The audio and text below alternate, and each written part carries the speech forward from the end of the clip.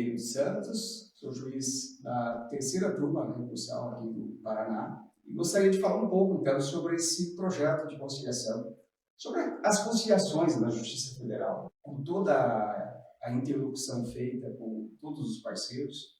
De que eu tenho notícia foi que nós iniciamos em Maringá, a Justiça Federal iniciou em Maringá, precisamente em setembro de 2002, portanto, vamos quase 20 anos, né?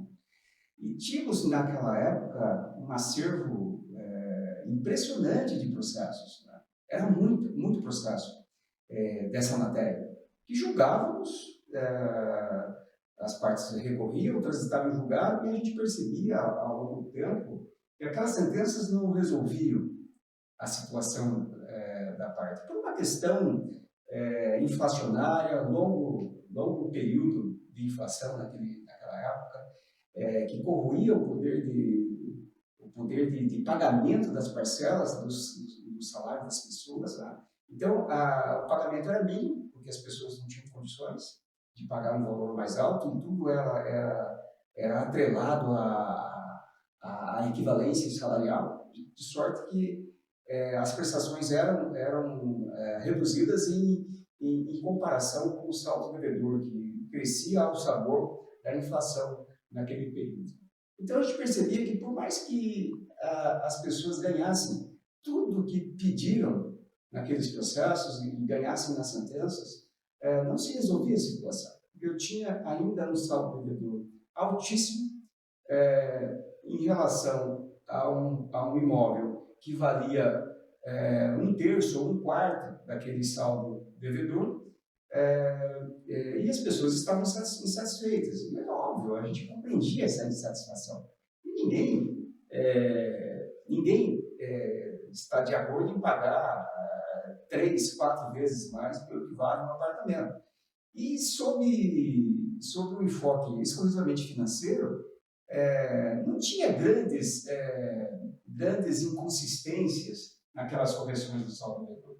Se nós fizéssemos por qualquer parâmetro que refletisse a inflação, seja numa taxa mais alta, uma taxa mais baixa, o saldo devedor iria ficar descasado do valor de mercado do imóvel, né? E isso gerava toda essa insatisfação, as pessoas terminavam por desistindo, algumas vezes abandonavam os imóveis ou vendiam o imóvel a preço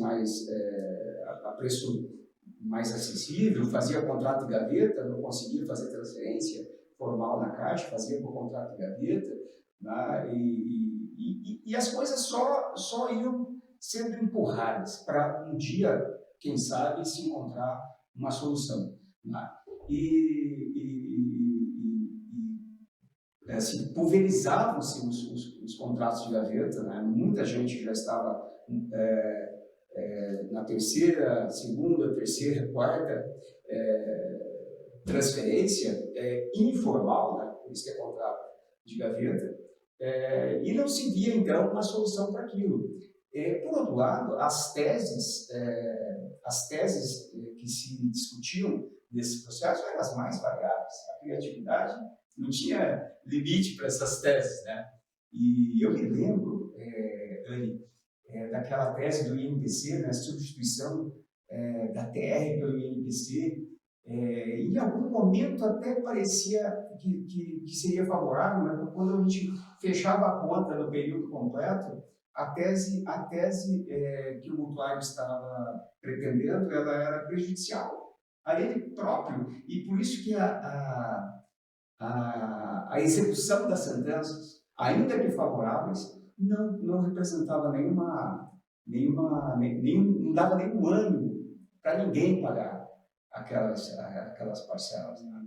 E outro dado interessante assim, desse início das conciliações é que aconteceu num momento específico, não sei por quê, porque eu não atuava no tribunal, eu não sabia como estava funcionando aqueles encaminhamentos, mas o fato é que estavam sendo devolvidos para a primeira instância, em Maringá, muitos processos com sentenças anuladas. E qual o motivo da anulação? Porque não foi feita audiência de conciliação. Olha que interessante, né?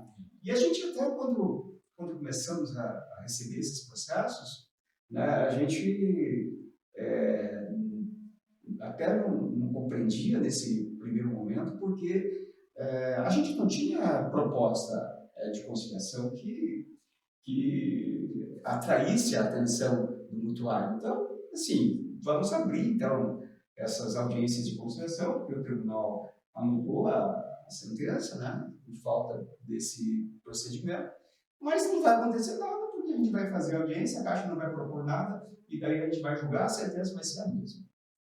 Mas como não foi apenas a minha vara que recebeu essas sentenças anuladas, as outras varas também receberam, nós fizemos um acordo. Agora me lembro que agora nós temos a resolução 350 do CNJ, que permite esses atos concertados, né? Mas nós, de alguma forma nós fizemos um ato concertado na época, né? Porque nós combinamos com os juízes que receberam também essas sentenças, que eu faria as audiências de conciliação para todos eles, né? Então, vamos juntar todos esses processos e fazer audiência de conciliação, né? Só que daí me ocorreu a ideia de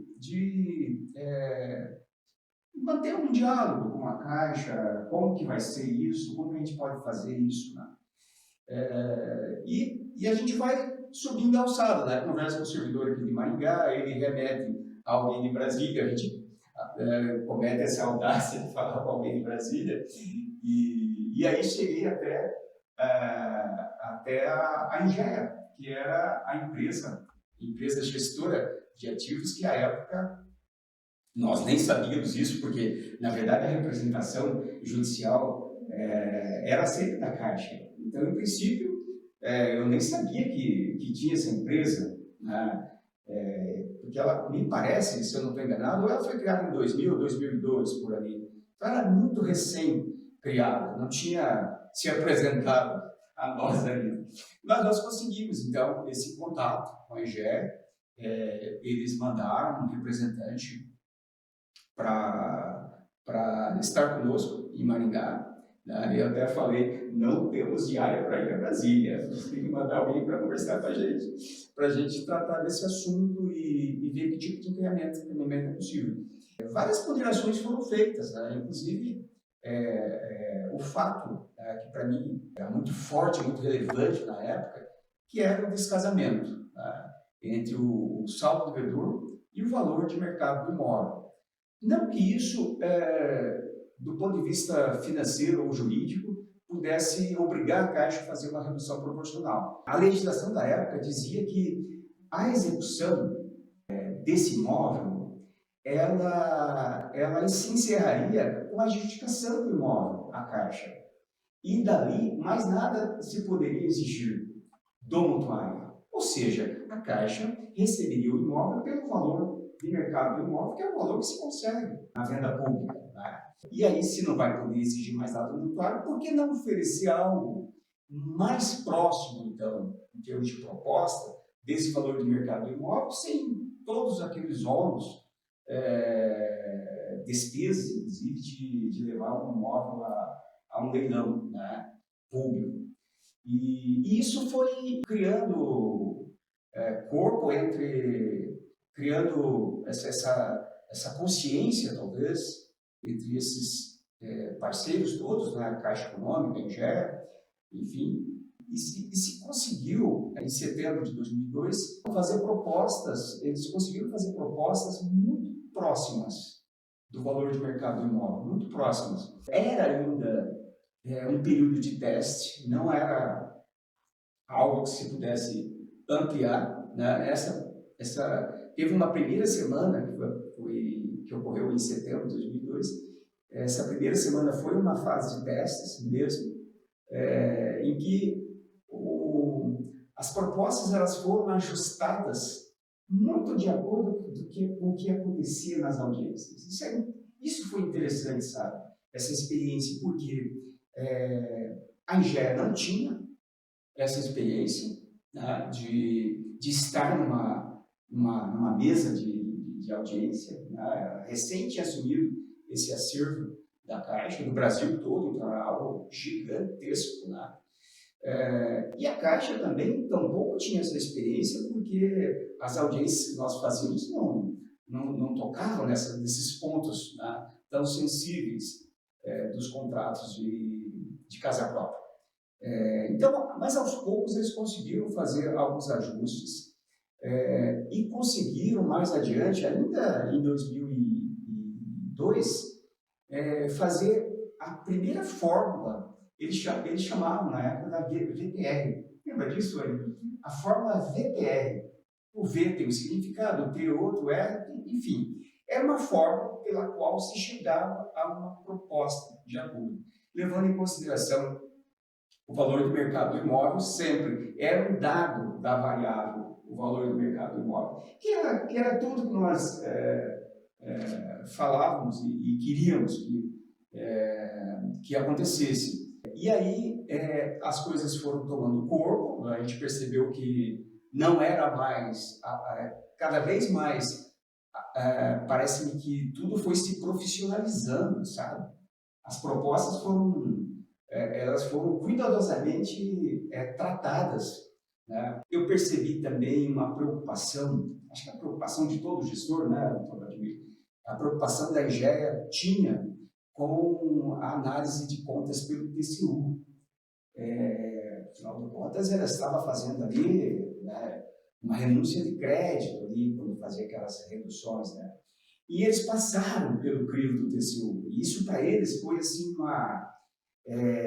um apoio impressionante, quando eles tiveram, inclusive, eu me lembro de um caso de Londrina, quando eles fizeram uma proposta em Londrina e foi feito o acordo, e o Ministério Público Federal, muito embora tenha dado parecer favorável ao acordo, ele opinou para que fosse remetido também ao TCU, para que o TCU analisasse aquela redução de crédito. E o TCU examinou, e eu tive acesso a esse parecer do TCU, dizendo que atendia ao interesse público aquela atuação da Engea. Então, isso deu um respaldo fantástico para a Engea. Nós estávamos chegando no final de 2002, quando, em função desse cenário agora infavorável, as pessoas concordando em fazer um acordo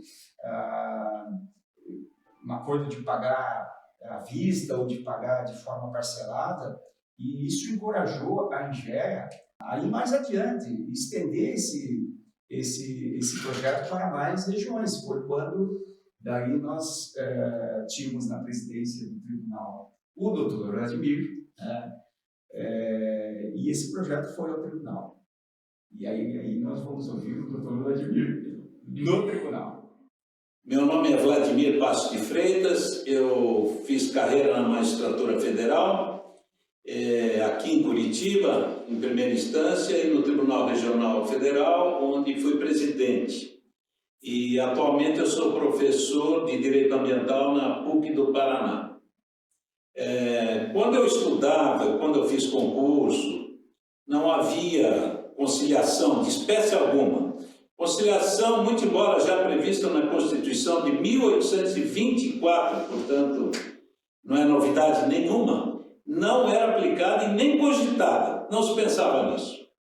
Mas quando eu me tornei promotor, fui promotor 10 anos, eu tinha que fazer conciliações, porque atendia pessoas pobres e chamava e tentava conciliar briga de vizinho, alimentos e coisas desse tipo. Então fiz dezenas de conciliações, o que me dava uma experiência muito grande em conciliar e muita satisfação porque resolvia os problemas. Quando eu passei para juiz federal e comecei em Porto Alegre, os processos criminais de contrabando, que ainda tinham alguns remanescentes na vara, porque depois especializou, me pareciam absurdos, uns processos que não terminavam, que iam depois para o Tribunal Federal da República em Brasília.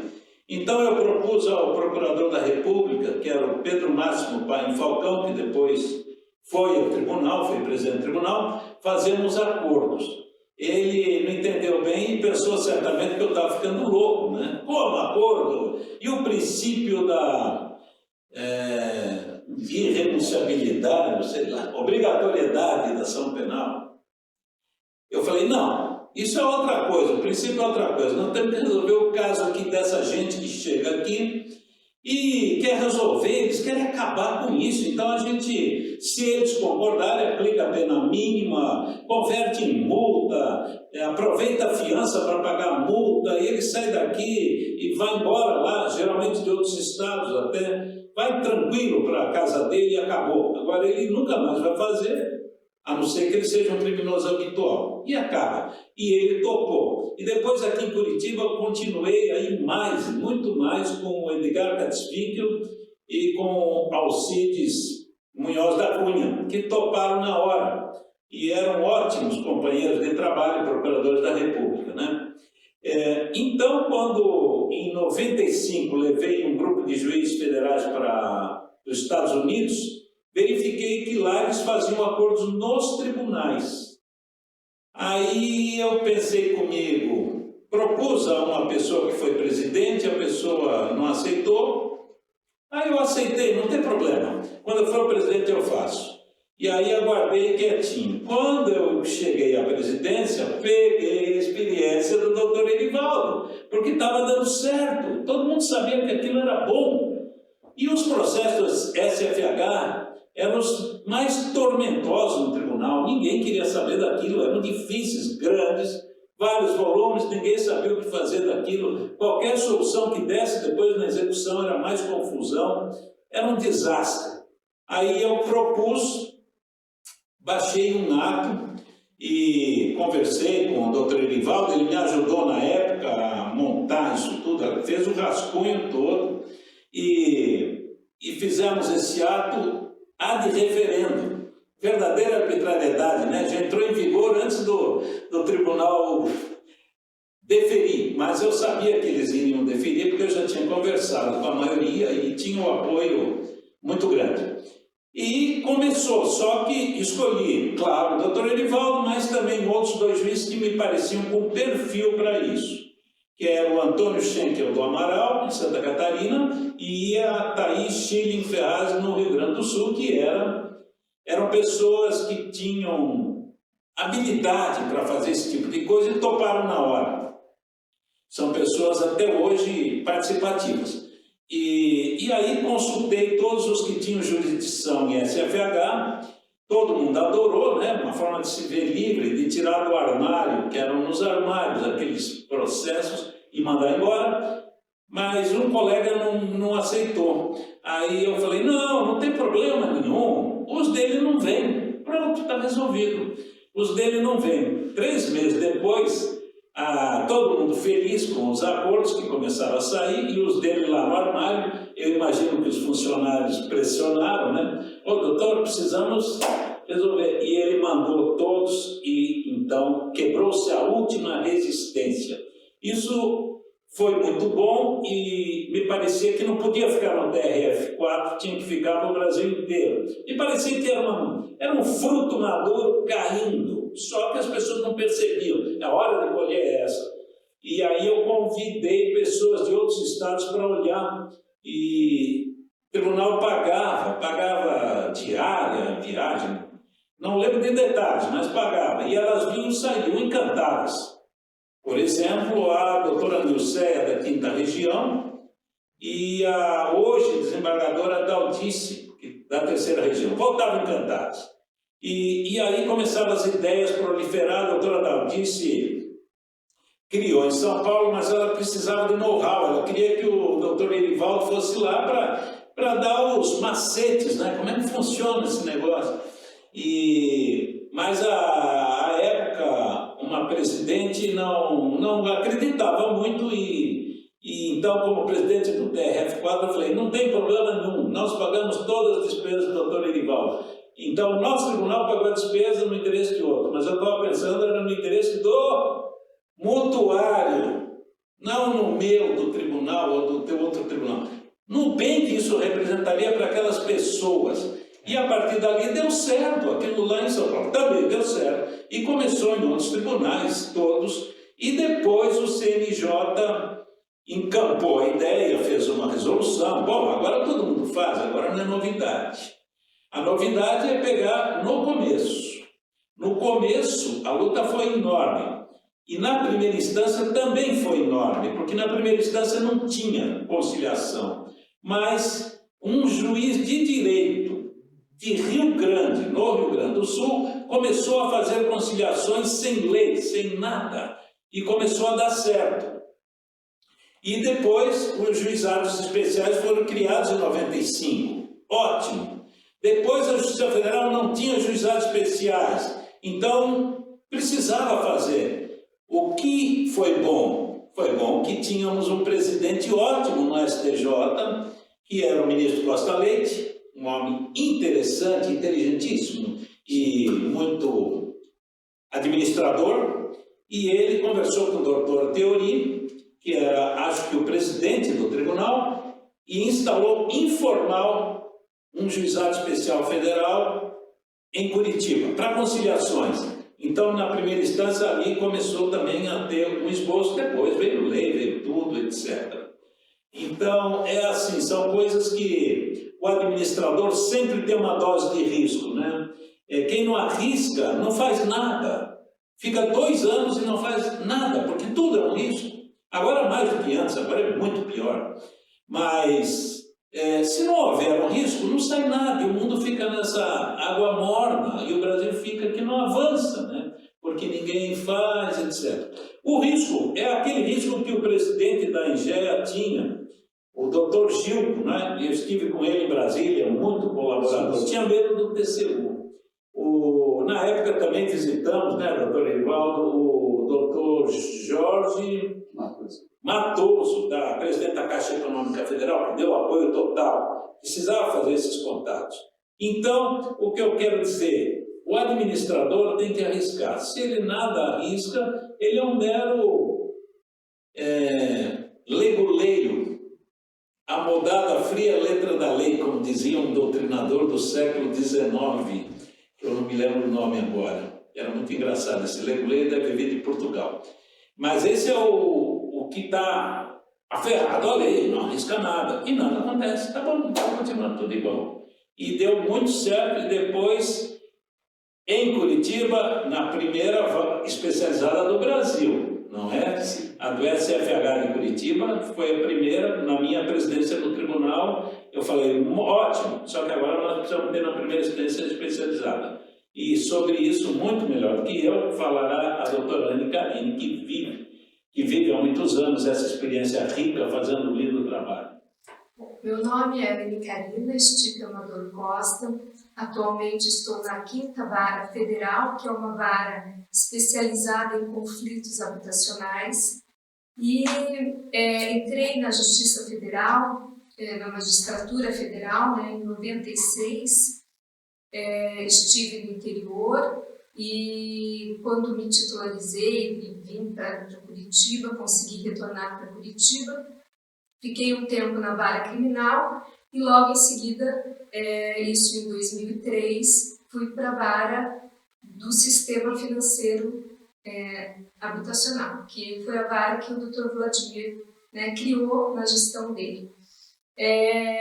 Assim que eu cheguei, o Dr. Erivaldo já fazia um excelente trabalho no Tribunal de Conciliação e realmente me chamou, não sei se vocês se recordam disso, antes mesmo de eu assumir a vara, nós tivemos um encontro com o Dr. Gilton, né, em Porto Alegre, que era o presidente da INGEA, né? Então o Dr. Erivaldo me explicou toda a questão do funcionamento das conciliações e eu realmente fiquei encantada, né? Porque é aquilo que o Dr. Erivaldo mencionou. A gente via que na prática a sentença não resolvia o conflito. Depois do processo tramitar durante anos, né? Muitas vezes se chegava numa sentença em que, quando se fazia a revisão da dívida, se obtinha um valor lá de 150 mil, mas o imóvel valia 100 mil. Quem vai pagar 150 mil num imóvel que vale 100 mil? Né? Então, a gente se deparava com essa situação. E no sistema financeiro de habitação, no conflito habitacional, o que a gente nota é que, muitas vezes, o problema ele não é jurídico, né? Ele é social. a causa do não pagamento é um desemprego, é um divórcio, é uma doença, né, na família. Então, me parece que fica claro que o meio mais adequado de solucionar esse tipo de conflito é através da conciliação, né? E nós fizemos muito, acho que, e eu digo que o doutor Erivaldo foi meu professor, porque aprendi muito com ele, ficava só observando, né, como ele fazia nas mesas, e não tive curso de conciliação, aprendi na prática, né, e aí fizemos muitos mutirões, né. Na época, a diretora de secretaria, a Fátima, né, tenho que reconhecer esse trabalho dela, que durante muito tempo nós fazíamos todo mês, última semana do mês, fazíamos as audiências de conciliação de segunda a sexta. Então eram audiências simultâneas, né, várias mesas ao mesmo tempo. A Ingéia mandava representantes de Brasília que vinham passar a semana conosco, né? Havia colaboradores da Caixa muito preparados para as negociações, né? Então, realmente, ali aconteceram muitos acordos, né? E vivemos, assim, realmente situações assim que não vamos esquecer, né? Então, eu me lembro de uma servidora da Caixa, que hoje é aposentada, a Tereza, né? E quando nós conseguimos fazer uma audiência muito bacana e que a pessoa saía muito satisfeita, agradecida, ela olhava para mim e falava assim: doutora Anne, essa nós vamos levar para a nossa aposentadoria, né?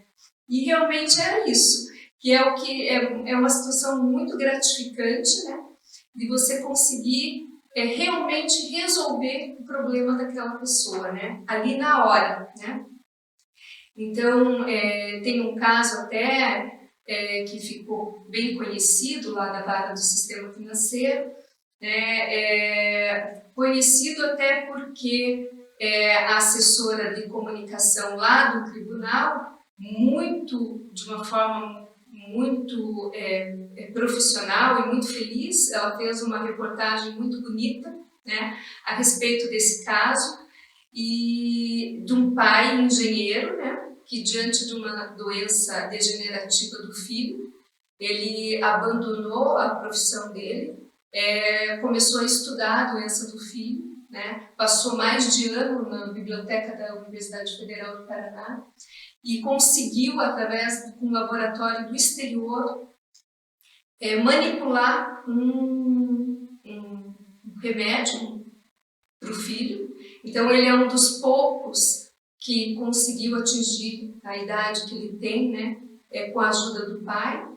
E esse pai, ele montou uma oficina mecânica na frente da casa dele, né, e essa casa estava, né, sem pagamento, e ele corria o risco de perder essa casa, né? Então, numa audiência de conciliação, ele chegou, né, para mim e para o advogado da Caixa, para o preposta da Caixa, e disse: doutora, eu vou explicar por que eu não paguei a prestação. E apresentou todo aquele quadro, né? E a gente entendeu que seria extremamente injusto, né, que ele viesse a perder a casa.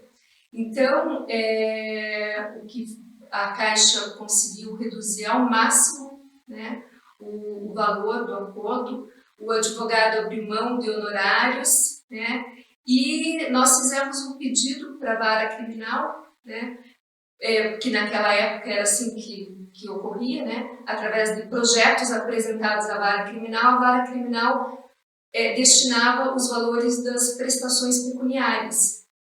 E nesse caso, nós pedimos para a juíza da vara criminal que ela entendesse esse caso como um projeto, né, apesar de se destinar a uma pessoa física, né, e não a uma entidade, né, e ela realmente destinou os recursos e ele conseguiu, né, quitar a casa dele.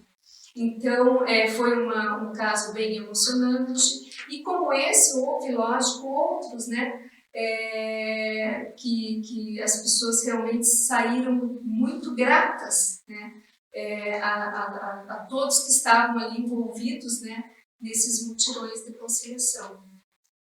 E então, acho que cabe aqui também mencionar a criação, né, dos centros de conciliação em 2010, né, pela resolução 125 do CNJ, né, e aí o Tribunal Regional Federal da Quarta Região, como sempre, né, muito ágil na instalação dos centros de conciliação no interior, né?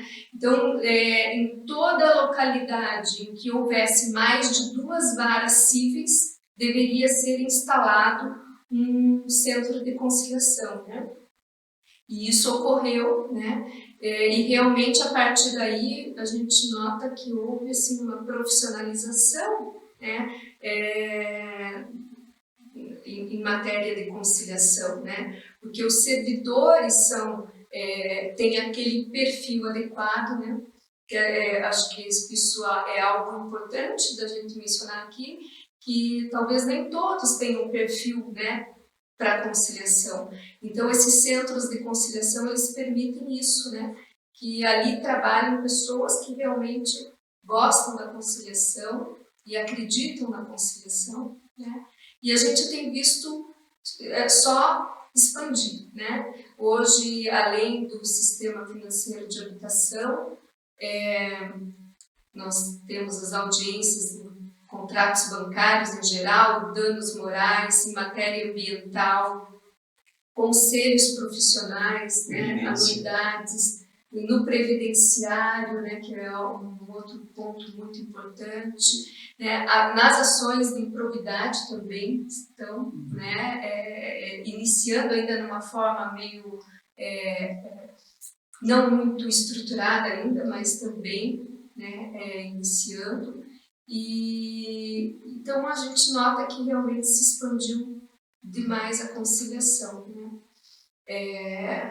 Também agora vem a justiça restaurativa e outros instrumentos, né, que trazem uma renovação para a Justiça Federal, né? Os laboratórios de inovação, os centros de inteligência. Então a gente realmente, quem está há mais tempo na Justiça, consegue perceber claramente como ela está evoluindo, né? Para algo mais aberto, né? Porque eu tenho que confessar aqui que eu cheguei a ouvir pessoas, né, dizerem que o juiz que gosta de conciliação é aquele que não gosta de trabalhar, né? Então é uma visão antiga, né, que realmente existiu, né? Nós sabemos, o Dr. Vladimir comentou, de colegas e na coordenação da conciliação, eu sou coordenadora aqui no Paraná, hoje não temos mais, mas algumas vezes nós tivemos resistência, né, de juízes que não queriam encaminhar os seus processos para os centros de conciliação, né? Então, isso é algo que existiu, mas eu entendo que está sendo, né, quebrado. A resolução 125 ela foi muito importante nesse ponto, né? E o Kazuo Watanabe foi, né, o pai dessa resolução, né? Porque trouxe realmente como política nacional do Poder Judiciário, né, a conciliação, e a conciliação como critério de merecimento do juiz, né? Então, acho que temos aí uma mudança de paradigma assim, muito grande, né?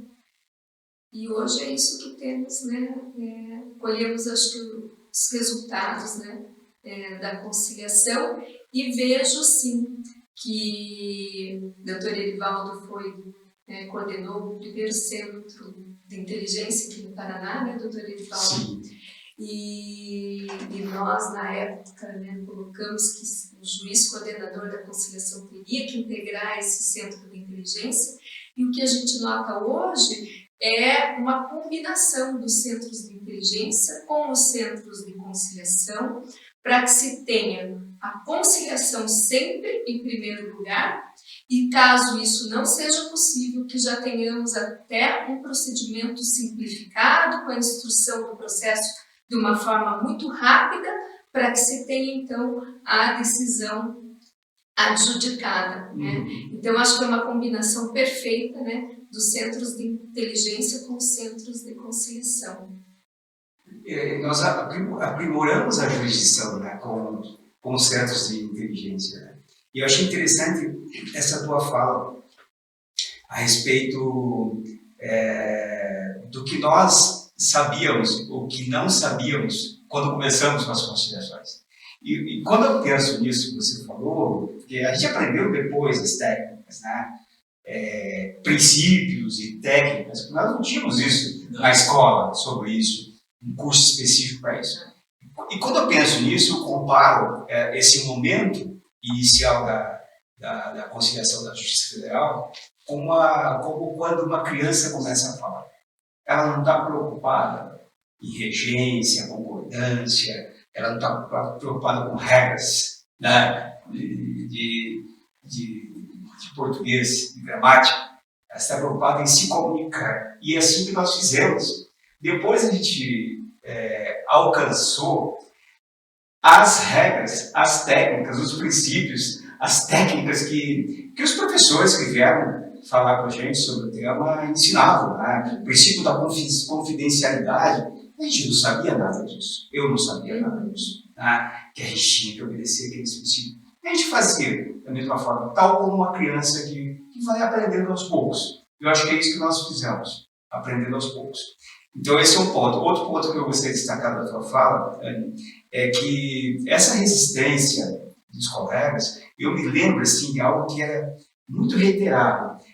Quando o juiz tinha dado a sentença. Ah, não, o juiz deu a sentença, esgotou o ofício jurisdicional. Não se fala mais em conciliação nesse período. E eu lembro que Anne e eu fizemos uma rodada de conciliação em que nós selecionamos 100 sentenças transitadas em julgado. Foi de propósito. Vamos pegar 100 processos com sentenças definitivas. E ela tinha lá no armário tudo físico, né? Uma coisa gigantesca lá de processos. E que a execução não andava, né? E aí a gente fez aquilo, né? E a Caixa veio com propostas em cima daquelas sentenças. Ela teve a oportunidade de fazer uma prévia, um comparativo. Uma simulação da liquidação da sentença e a proposta. Invariavelmente, a proposta era melhor que a sentença. Ou seja, tudo bem que o juiz botou o seu ofício original, mas não prestou jurisdição. Né? Não há dúvida de que aquele acordo era melhor que a sentença. Então não existe, hoje está quebrado essa fala, já está bem superada, porque hoje a gente não tem limite para nós chamarmos as partes. Aliás, nós podemos fazer acordo até sem processo realizado. Né? É apenas por conflito. Me traga o conflito para a gente apontar qual seria a melhor solução, independente de ter uma ação ajuizada. Isso nós fizemos no seguro-desemprego, né? E a ideia é que seriam ajuizadas 40 mil ações de seguro-desemprego. Nós falamos, vamos conversar com ele, vamos conversar antes sobre isso, né? Quem sabe a gente consiga apurar qual o ruído que está acontecendo nesses pagamentos, na época do Ministério do Trabalho, e a gente desenhou um fluxo, e também você foi feliz de falar desse negócio jurídico processual, né? Porque a gente faz fluxo. O código não nos atende em todos os nossos conflitos. O código coloca os procedimentos, o trâmite processual, os prazos, inclusive, como algo genérico. Isso aqui serve para tudo. Agora, hoje ele está nos dizendo também, se vocês conseguirem algo melhor do que isso aqui, faz um ajuste, faz um negócio jurídico processual. É o que nós temos feito com os fluxos. Né? Agora nós estamos fazendo o fluxo também, novamente, com a Caixa, dos vícios construtivos. Né? Isso para mim, está dentro desse espírito de conciliação. Sabe? Muitas vezes a conciliação e o acordo que nós fazemos, ele não está apenas em relação ao direito material. Nós conseguimos fazer um acordo em relação ao rito, de que forma que nós vamos conduzir, né, essa demanda. Né? E isso, para isso, os centros de inteligência, laboratórios de inovação, essa série de portas que se abrem na Justiça Federal, né, e na Justiça em geral, multiportas. E nenhuma compete com a outra. É uma opção. Né? As partes têm essa opção de escolher por qual porta ela quer entrar. Né? É importante que ela saia. Que tenha uma saída. Foi ótima a exposição dela e foi interessantíssimo esse caso, eu não conhecia. Emocionante mesmo, né? Emocionante desse pai que renunciou à sua profissão e tudo. Então, é só uma justiça humana que pode saber disso, porque a justiça comum recebe petições e no dia da audiência tudo é feito com a palavra, só é mesmo esse tipo de justiça. Os estudantes agora têm um grande interesse em mediação, conciliação. Na PUC tem um setor de pesquisas e são estimulados, muita gente quer participar. E eu acho que com razão, porque cresceu tanto. Se percebeu que muitas sentenças não se executam. Na área ambiental é a coisa mais comum isso, né? Destrua-se a casa construída no seu ano. Tá, ótimo. Quem vai destruir? Quem paga a destruição? O município? Não cumpre, não tem dinheiro, não tem... Precisa de um edital de licitação, ninguém cumpre. E ficam depois sentenças que não se executam. Então, os acordos na área ambiental hoje são muito comuns e está se abrindo para todos os campos. A tendência é essa e todos os juízes terão que ter um mínimo de habilidade, porque tem que ter habilidade para isso, né? Não pode entrar numa audiência ordenando, determinando, tem que ter uma habilidade. É o futuro. Eu participei recentemente de uma audiência, uma sessão de conciliação com o juiz de Pelotas, o Lucas. Eu fiquei impressionado com o preparo do Lucas. Impressionado. A gente não imagina, né? Que o juiz de Pelotas está fazendo reunião com vários atores, né? E como ele estava senhor da situação e sensível a todas as contrariedades que iam surgindo na reunião. Teve uma hora que a Caixa falou assim, tão incisivamente sobre um ponto de vista que era o interesse dela, e eu fiquei curioso, ansioso pela reação do Lucas. Quero saber como ele se saiu dessa. Ele se saiu maravilhosamente bem. Eu fiquei admirado, assim, sabe? Coisa que parece que nós não vimos isso no passado, assim, juízes com esse preparo, sabe?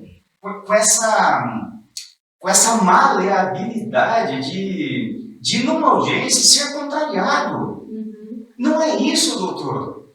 Não é isso. Né? Mas quem que tinha coragem de enfrentar o juiz desse jeito? E ele fala, realmente pode ser que não seja isso. E está tudo bem, ninguém está brigando por isso. Está chegando numa solução. Eu fiquei assim, bem feliz de ter participado, sabe? Parece que realmente nós estamos em outros tempos. Ninguém perde respeito com ninguém. Por se permitir a isso. E eu lembro também, a mesma resistência que nós tínhamos em relação a alguns colegas, nós tínhamos também em relação aos advogados. Para eles também foi quebrar uma inércia, né? Eles não estavam habituados. Como assim está me convocando para uma audiência de conciliação em matéria habitacional? Aqui não vai ser de acordo. E eles não vinham. Não vinham e os mutuários também não vinham.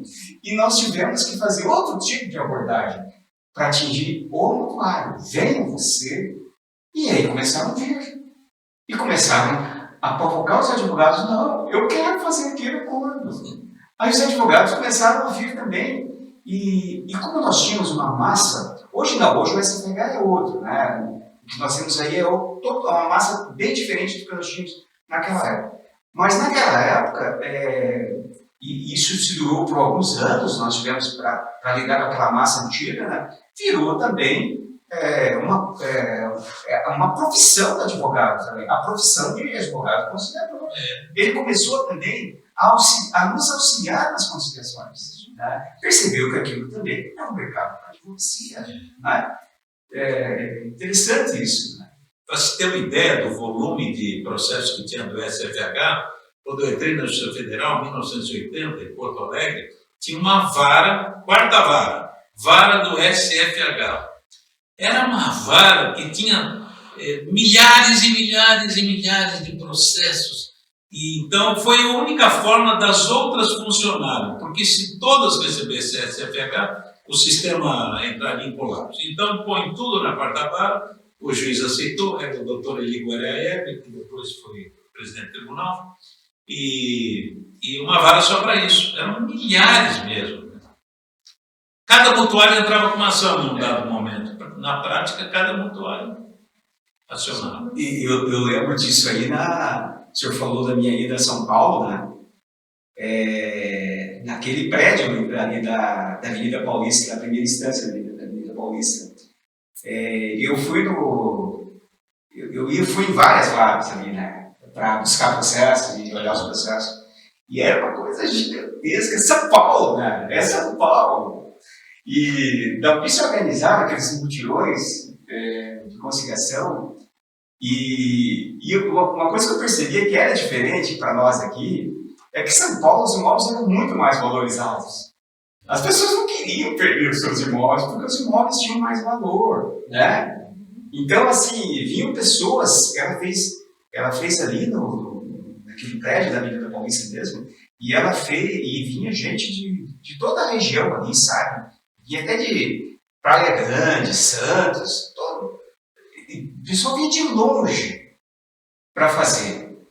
E eu me sentia todo poderoso, né? Porque o juiz da quarta região da audiência me colocou como juiz. Eu assinava, ela queria que eu assinasse o termo de audiência. E eu assinava com ela o termo de audiência nos acordos que a gente fazia. E era, nossa, uma experiência, doutor. Eu sou eternamente grato a ele, porque ele me permitiu prestar jurisdição em São Paulo, que eu nunca poderia fazer se não fosse um projeto desse. Né? Tem experiências riquíssimas, né? Brasília também, né? O senhor lembra agora o ministro Reinaldo Fonseca, né? Sim. Ele assumiu as conciliações em Brasília. Nossa, mas uma determinação assim, incrível, sabe? Como ele gostava de fazer aquilo. E a Nilceia, na quinta região, até outro dia eu falei com ela, era um evento híbrido, né, e ela estava participando. Aí a gente terminou conversando. E ela falou assim, ainda temos até hoje a nossa sala de conciliação, que você não conhece, ele falou. Realmente não conheço, mas eles montaram uma sala belíssima, sala de conciliação, na época a doutora Margarida Cantarelli, né, muito entusiasta das conciliações, né? Então, para não deixar a segunda região de fora, a Marcela, nossa colega, juiz de primeiro grau, até hoje eu converso às vezes com a Marcela, é bem entusiasta das conciliações, sabe? Fez muitos acordos e tem, assim, alguns vídeos que ela me mandava, assim, que eu ficava emocionado de ver as pessoas vibrando, assim, com a chave da casa na mão, sabe?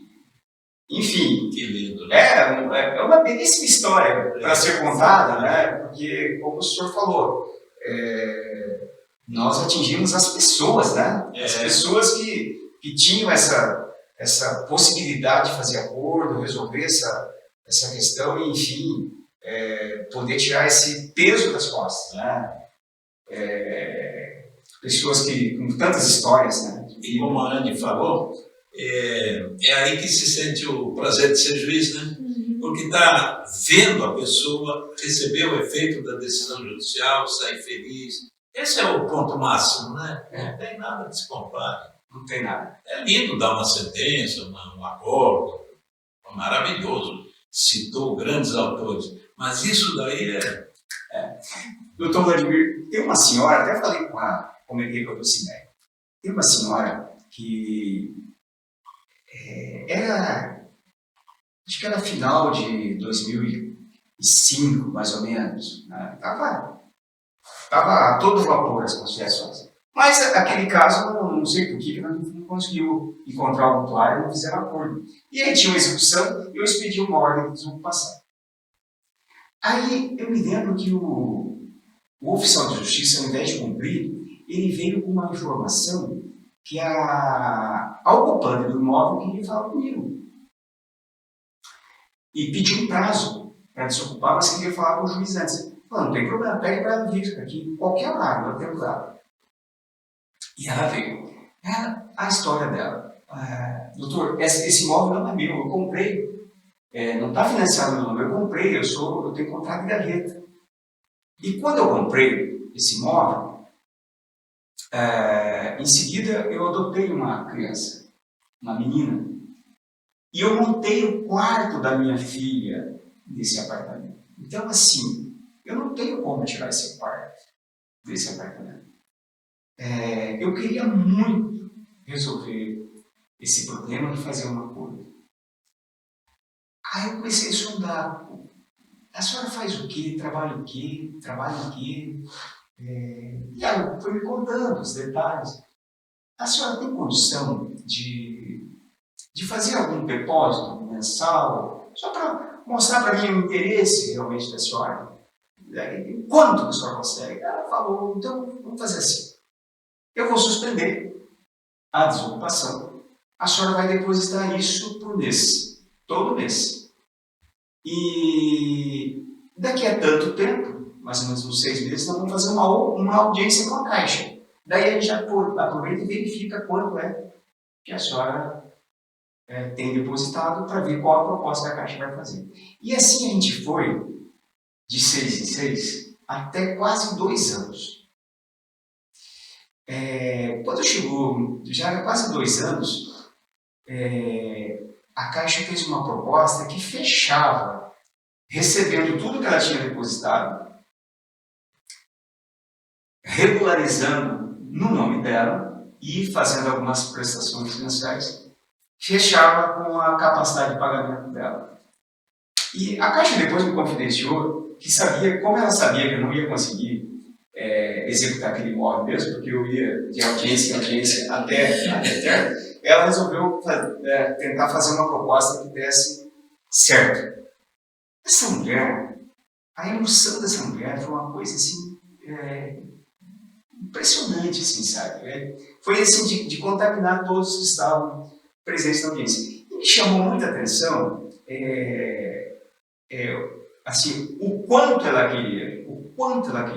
Tanto que uma pessoa simples, ela tinha um recurso que ela recebia, eu não sei muito mais detalhes, também não quero dar todos os detalhes para não identificar a pessoa, né?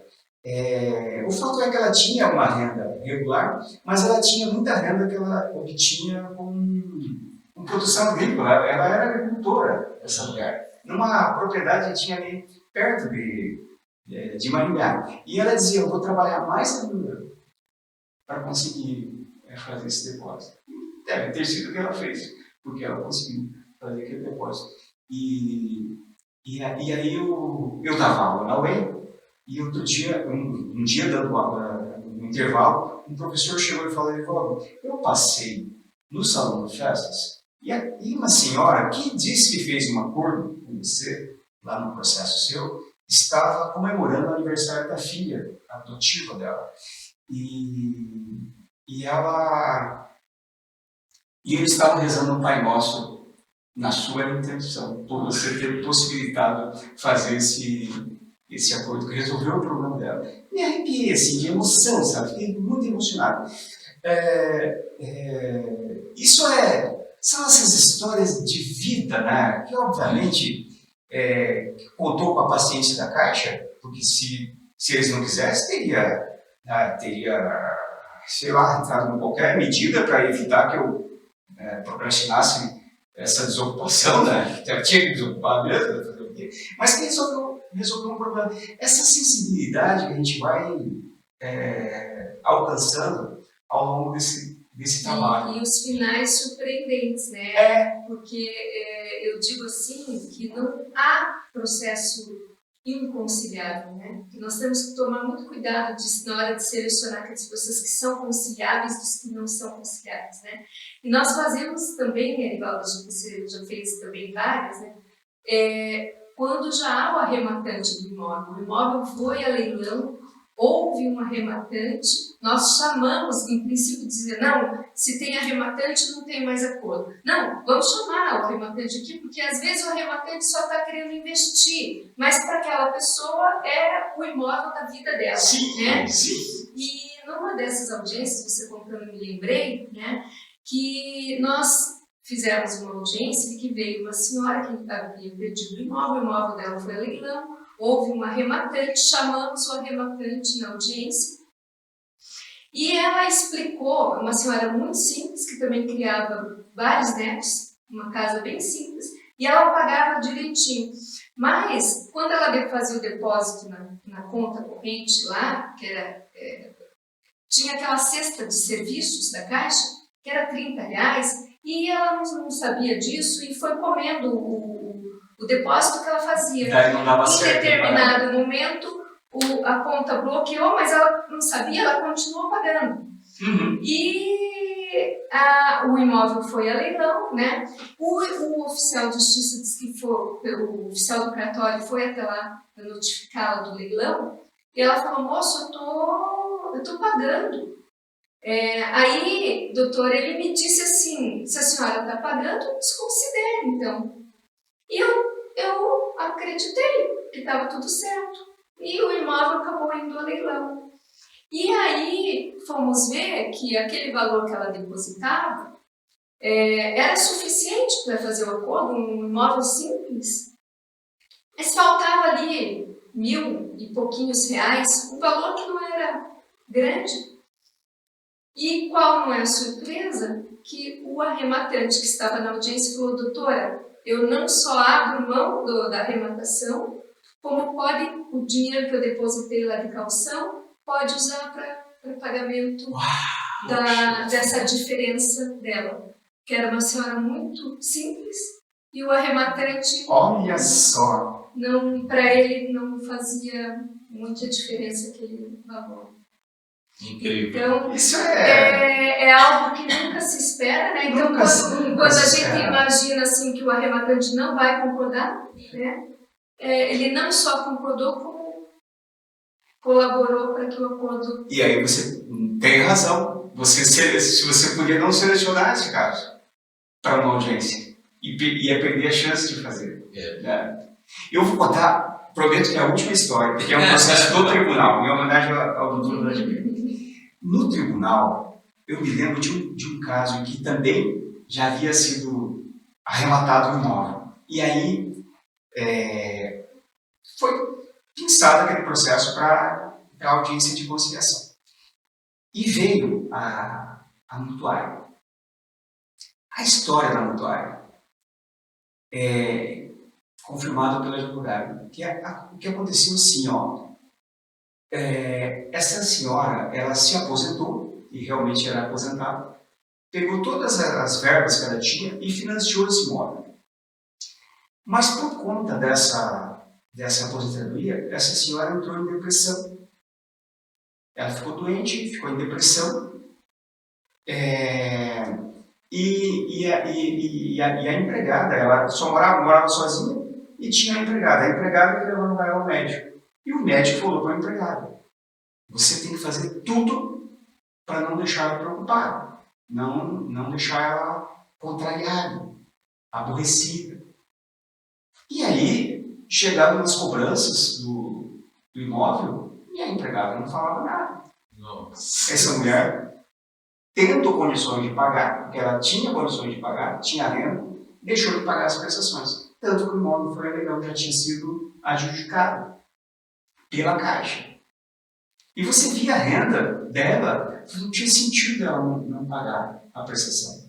Né? De fato, foi esse problema de saúde mesmo.